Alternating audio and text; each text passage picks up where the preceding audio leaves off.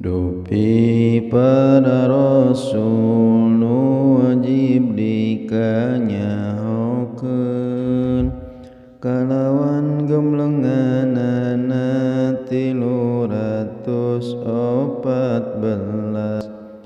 Dupi para rasul nu wajib dikanyahokeun kalawan wincikanana aya 25. Hiji Nabi Adam, dua Nabi Idris, tilu Nabi Nuh, opat Nabi Hud, lima Nabi Soleh, genep Nabi Ibrahim, tujuh Nabi Lut, dalapan Nabi Ismail, salapan Nabi Ishak, 10 Nabi Yakub,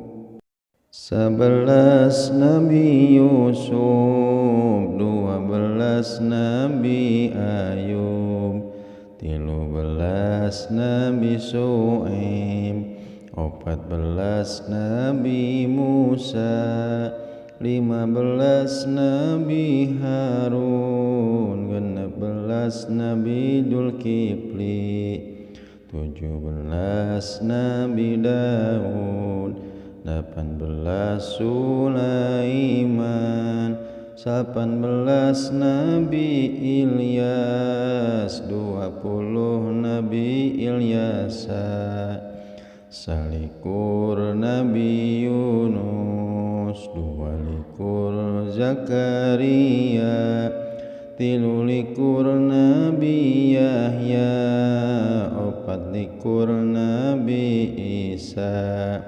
25 Nabi Muhammad sallallahu alaihi wasallam.